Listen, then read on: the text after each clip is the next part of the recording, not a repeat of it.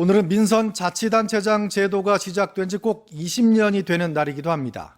경남의 민선지자체 20년을 되돌아보고 성과와 과제를 짚어보겠습니다. 장영, 윤주화 두 기자가 차례로 보도합니다.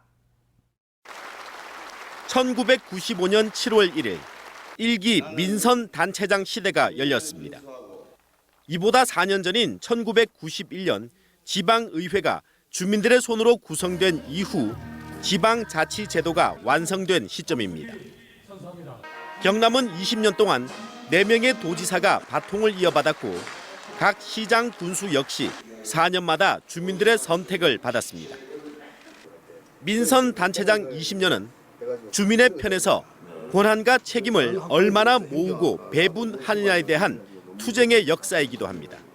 주민들에 의해서 뽑힌 단체장들이 그동안의 어떤 관치 행정에서 소홀해왔던 주민들을 위한 책임 행정을 할 수 있는 기반과 그 제도적인 장치가 마련됐다는 점.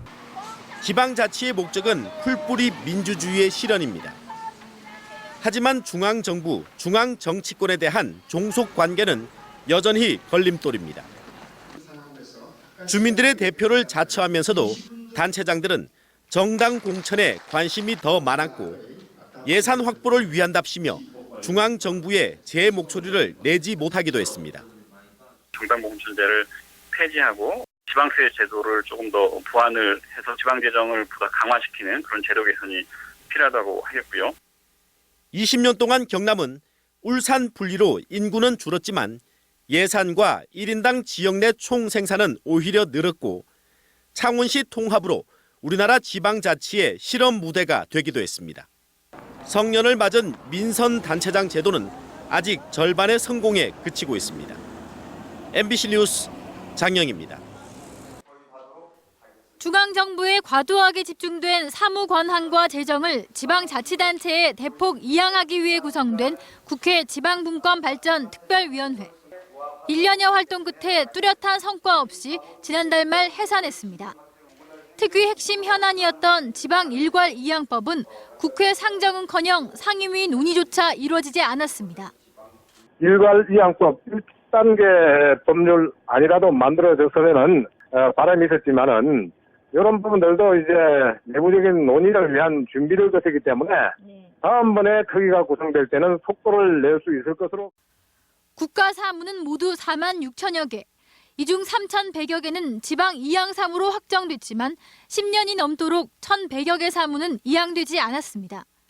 사무 이양 절차와 행재정 지원을 제도화한 지방 일괄 이양법이 아예 논의조차 안 되면서 지방 사무 비중 목표치 40%에는 여전히 크게 못 미치고 있습니다. 재정도 마찬가지.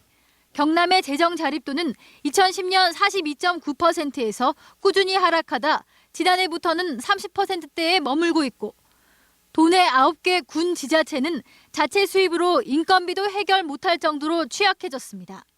특히 국세대 지방세 비율 8대2는 지난 20년간 변함없지만 지방재정구조 개편을 골자로 하는 지방자치법 개정안 역시 수년째 답보 상태입니다.